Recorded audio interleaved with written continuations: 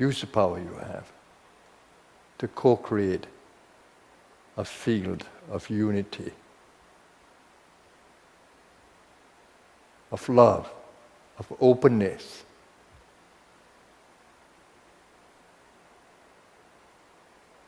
And of divinity.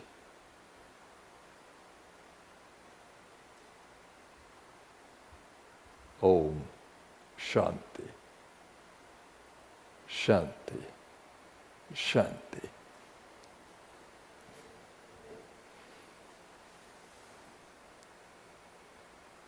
Thank you, everyone. So I hope that you're excited like in every day. Because I get excited to share with you. This information is so clear in my head. These energies are so fill my being that I can't but want to share with anybody who would listen and be receptive. That's how I am. I was born to give.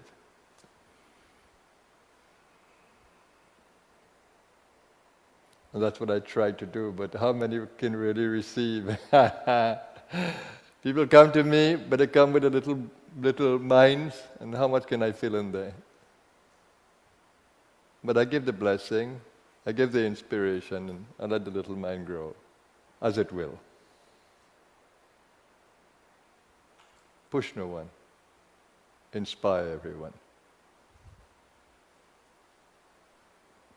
And I love to model, to show how this power can be used honorably, wisely.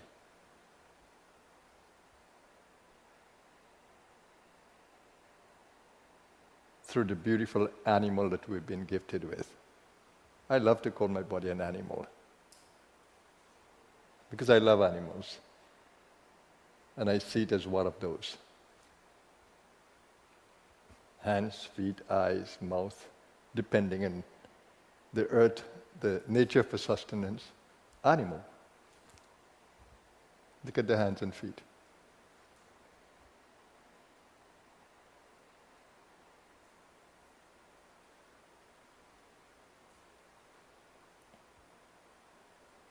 So, the first day of this week's workshop, I spoke about the physical area and how important that area is in terms of the root chakra, the sacral chakra, and the gut chakra, and the Brahma Granthi.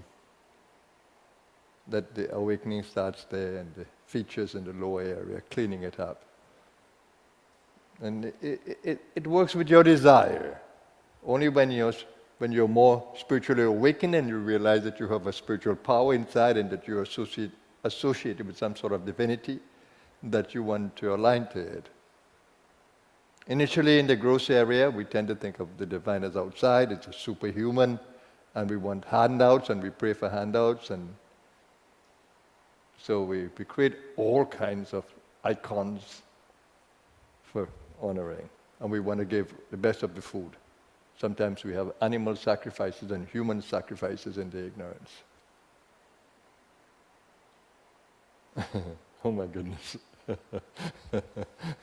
To think of this, but it's real for people who live in the lower area. And then you have the heart area, which I spoke about the last day, and led you into a most beautiful meditation that you co-created with the field.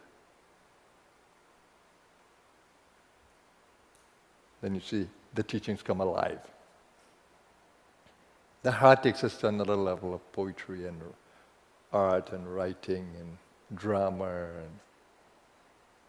and all kinds of expressions, and more refined.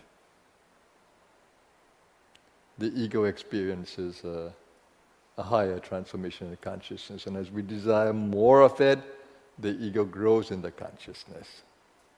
So remember, it is you who are driving the growth and expansion, nobody else. Life is not going to drive you. Life will push you, certainly because it's evolutionary, but you can be proactive and you can look and open the space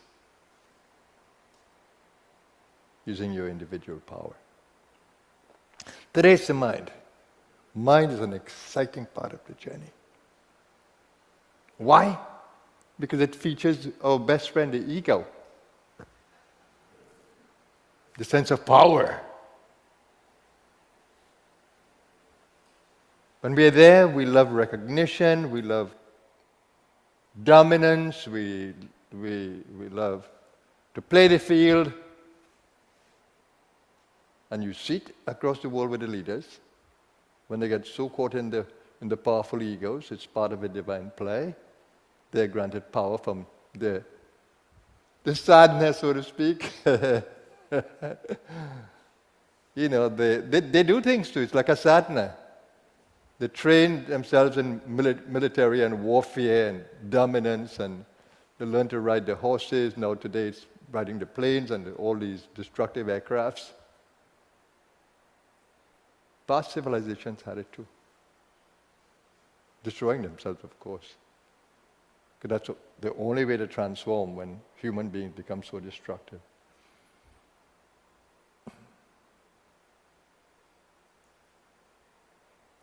So the ego can destroy big time, but the ego can also build, unite, uplift.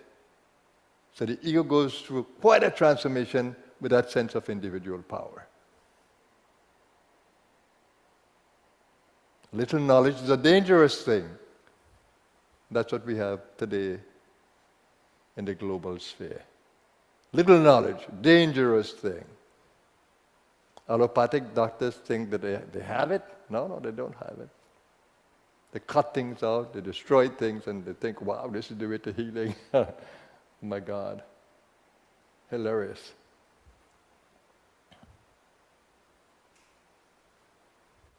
So the ego, wow, instead of being humble to nature, looking at how nature designed things, how nature recycles things, and learning from nature, nature has everything we could ever need and want. So if you become a little bit humble and learn from nature, like we do in Chinese medicine or Ayurveda, you see a whole different field. If we study past civilizations and how they destroy themselves, then we can learn quite a lot. That's what history is for, to learn from the past and to grow.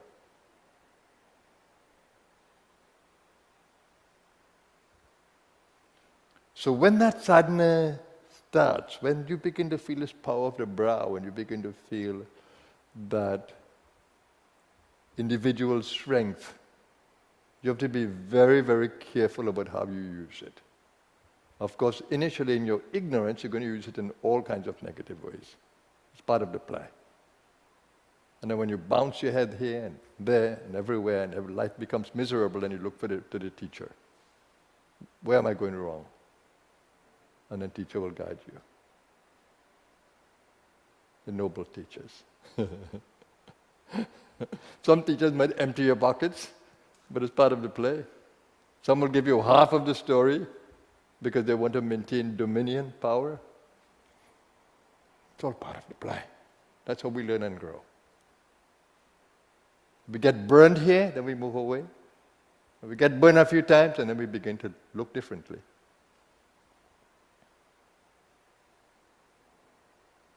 Very beautiful play. But if we have a little bit of insight, and we can navigate this play wisely, then we can come to a place where we can truly enjoy the play of life, the sport that we call the human experience, the soul in the human experience. So let's talk a little bit about this greater part of sadhana. And I know, well, to a large extent, if not completely, that you can see the power of the ego, and that you have the desire to want to transform that, to be the best instrument that you can in the process.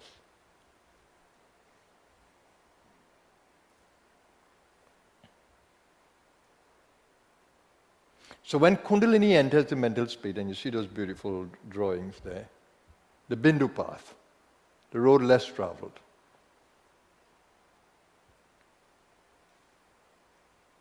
When she enters there, she's going to try to help you to get rid of illusions.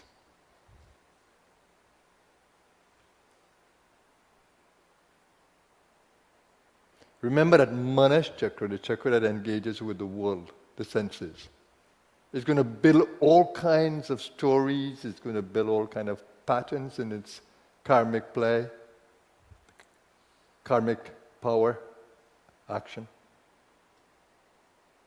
And it's going to store it in the memory, Chitta Akash. This is the space of storage, the communication space. The Akash. It's going to store everything. When she comes up there, she's going to go into the causal layer that holds all the hidden, sleeping patterns inside. So it can be quite an awakening when we begin to see patterns inside us that we can't believe that they even existed. And they're all related because of manas to the chakras going down. Survival chakras. At the root, the security is going to affect us. The sacral chakra with whatever the memories would have been from there. The navel chakra from that lack of self-esteem, that the things that cause fear, very much navel centered in the lower area. So the eye is going to be affected by everything the manas did in the past. That the ego in manas generated. All these patterns of the past are held in the Chitta Akash, the space that stores all the information. It's the ultimate hard drive you'd want to think about in terms of computer language. So this is why this is called Vishuddha chakra, the chakra where purification is required. Huge purification is required from all those old patterns. So when she comes here, she's coming with that Vishuddha intent.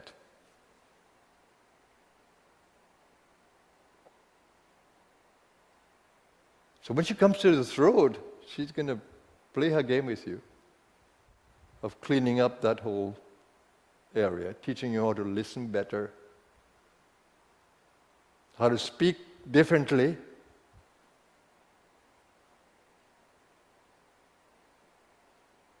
and how to purify all those patterns of the past. Do you experience that? Do you experience those demons of the past that come up in the mind that you really fight with? They are held in the Akash, Chitta Akash, all the traits that the manas has with its involvement in the chakras, everywhere. All the chakras are involved there. All the limitations, all the dark patterns, all the shadows, and all the strengths that lay hidden.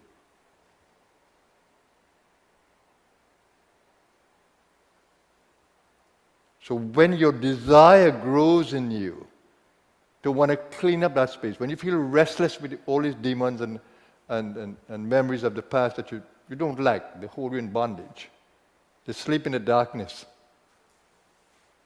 in the causal body. When they are shaken up, Kundalini can take you for quite a ride. But she's Kundalini, she's a master. And then you may have been in conflict with her. Sometimes you want to dominate her. When she brings an intuition for you, no, I don't want to go there. You want to move away from the conscience. Until you really begin to realize that you need to listen to her for your own good. Then you look for the master who is noble. The master who knows the silence. The master who has the wisdom. The master who is established in goodness. And you know them by their fruits.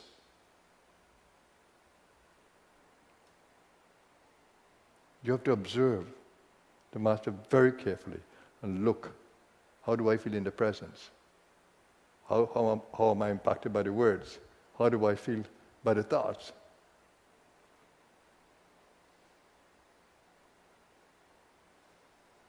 But as the desire grows to clean up the space,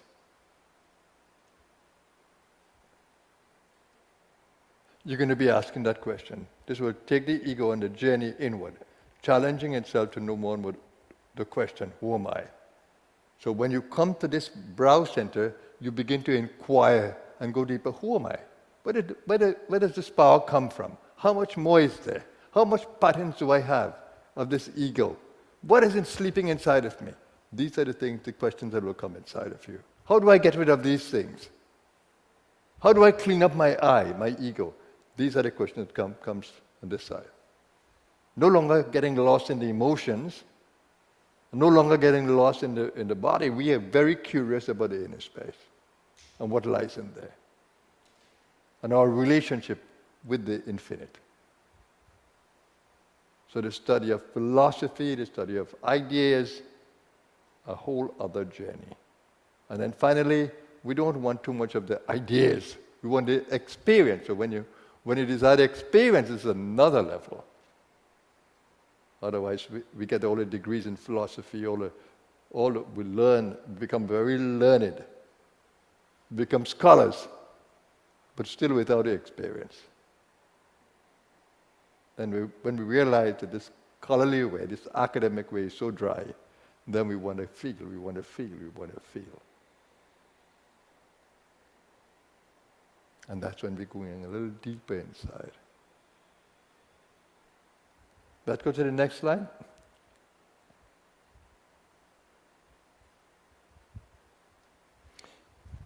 Yes, so here it is begin to seek a relationship with the divine.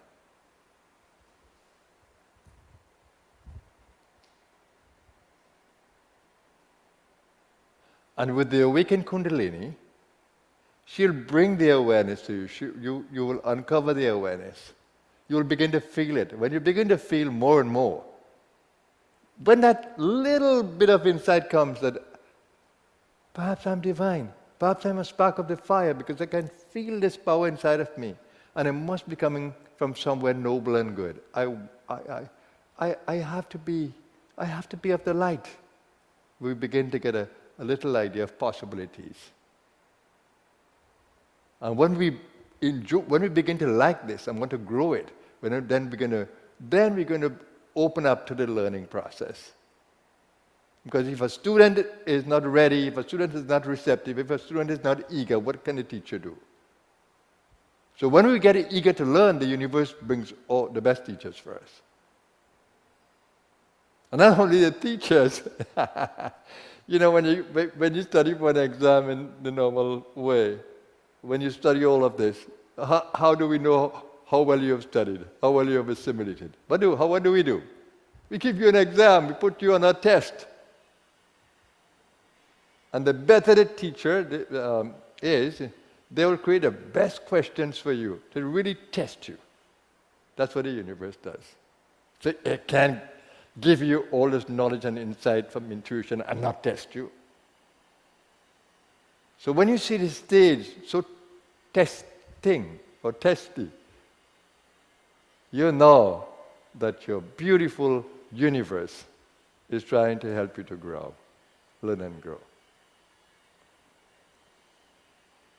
When I was initially learning to drive the car, I'll go to the place where you can meet all the people who train you. And when I was trying to select who's going to train me to drive, then some people say, that man, he's the most difficult man. And I say, well, that's the man I want to teach me to drive. So I think the one who really drives you, and I let that person be my trainer. So I always love the ones who can really put me to the test. And I listen very carefully, and I learn. I always love the teacher who is disciplined, who is strong, and who will not spare you. That's how I like to grow. And those are the kind of masters I had.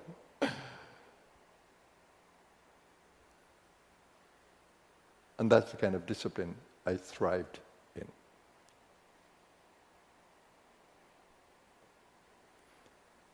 So when Kundalini comes, she's going to come and she will test you in every way. She will open your mind to insights. She will bring the right books for you. She will bring the right information to you. She'll bring the right intuition to you. And then she will test you to see how much you're really practicing.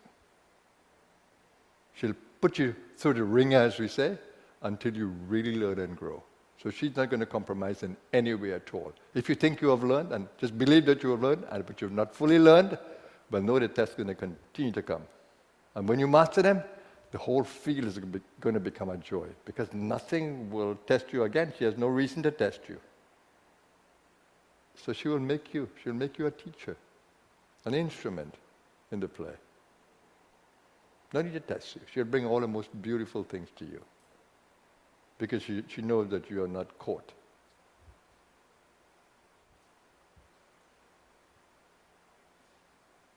That's where you want to go. So let's talk a little bit about the Kriyas. Why do Kriyas come?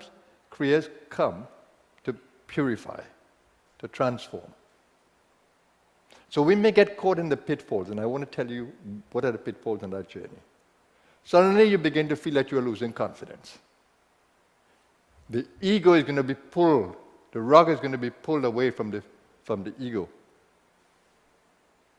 And it's going to feel, is this the ego or is this the divine? And we begin to feel insecure. And it can be so great that we fear even to act, because we don't know whether it's coming from the ego or whether it's coming from the divine.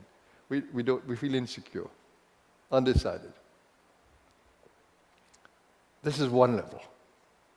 The other one is self-righteousness. In the feeling of power that comes in that space, we begin to feel that we know more than the other. And we become intolerant to all the ignorant people. We want to dominate. So that self-righteousness can take us along the wrong road. And then we may get so much beaten by the universe for that self-righteousness until we become humble. We may have also the feeling that we don't want to dabble with impure people, because we feel that we'll be tainted.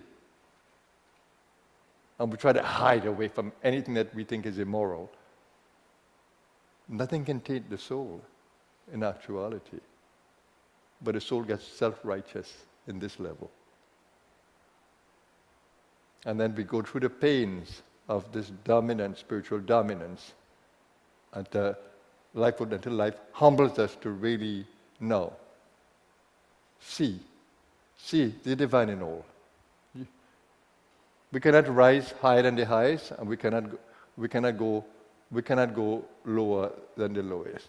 The whole field within all of us is the saint and sinner.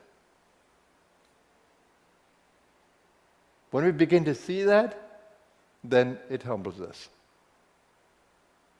That's the road I traveled. That's how I was before. And the other one is impatience. We can't wait to become enlightened. The ego gets so impatient. Everything it does, it expects something in return. It is unable to enjoy every step of the journey as a celebration. This impatience running there. You want to break free. You want to break from every bit of bondage.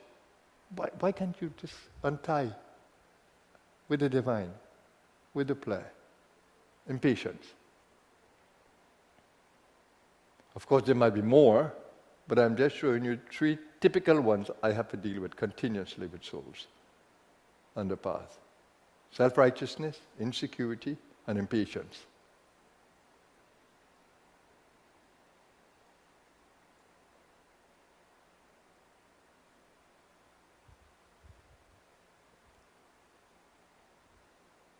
So it's important. Insecurity will go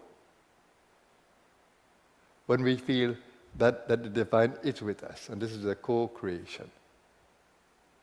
That I cannot go that higher than the divine will allow me. So learning how to stay with the divine, stay with the play, being patient in the play, and really celebrating with the divine. That's what happened to me. My sadhana has been a sadhana of joy. I always felt that my cup overflowed. There was nothing for me to complain about because I could always do more. So I always saw room for improvement. But I never for a moment complained. And the divine took me through every hurdle.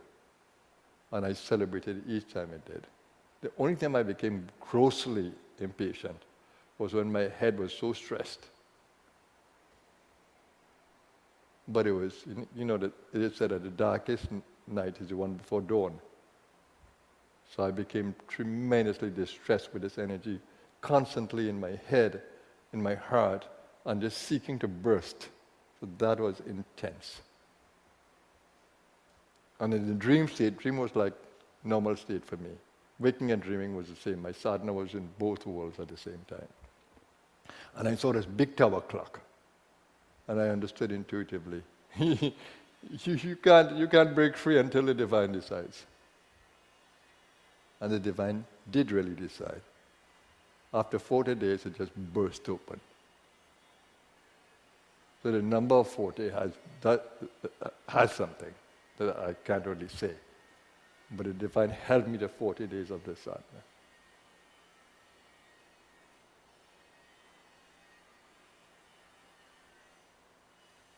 Next slide. So how do you work through the sadhana? Witnessing.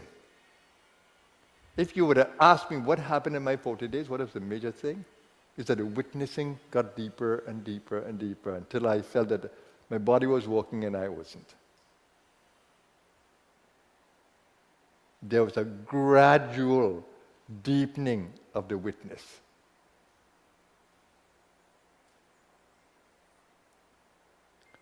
So the way on this path is the witnessing, deepen the witnessing, working with Kundalini, surrendering and working through Kriyas with the divine, co-creation with the divine. Don't fight with the divine, flow with the divine. When Kriyas appear in the space, try to understand why they're appearing and work with them.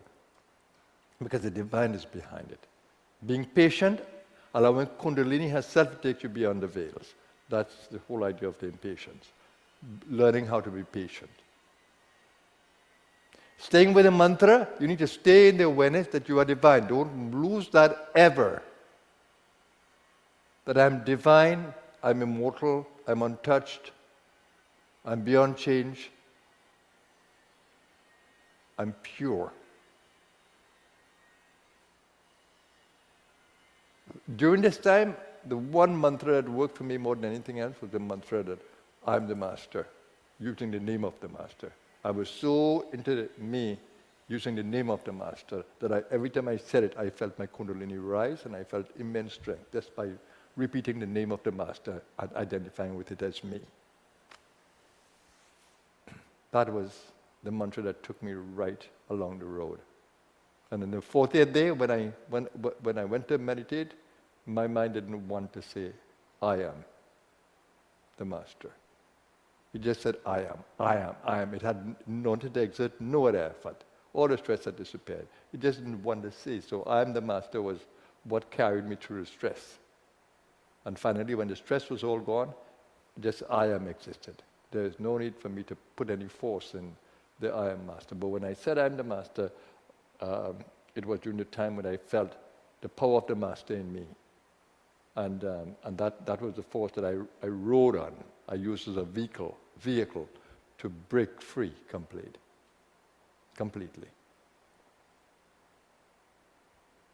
So whatever mantra works for you there, use that, whatever gives you power. But for me, it was the name of the Guru. Staying in a safe environment where you can remain focused and protect your growth. Now, this is such a sensitive sadhana, because you can be wrapped up in all the things around you, get caught in them, because the ego here is vulnerable.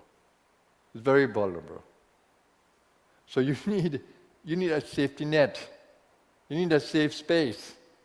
And that's why I have created this retreat center as a safe space. But when I needed a safe space, I wasn't in an ashram, but my home, Kundalini helped me to transform the whole home into a safe space, magically. She did it.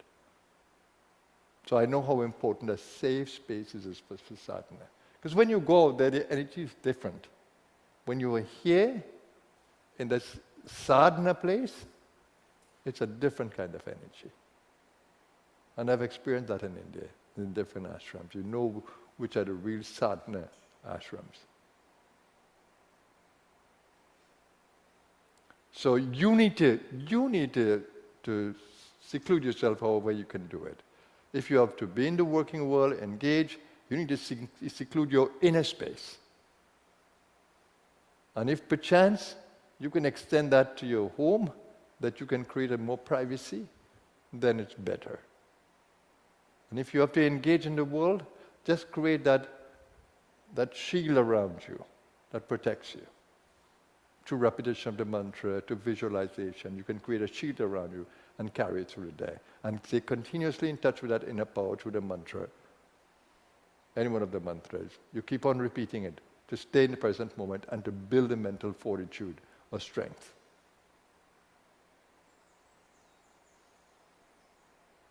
That's what I did. And I repeated the mantra so much that I could feel the power of the mantra with me.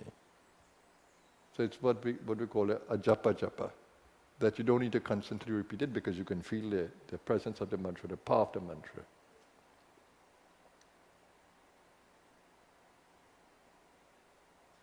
Yeah, take the slides off. Yeah, so I hope this has been inspiring and interesting for you.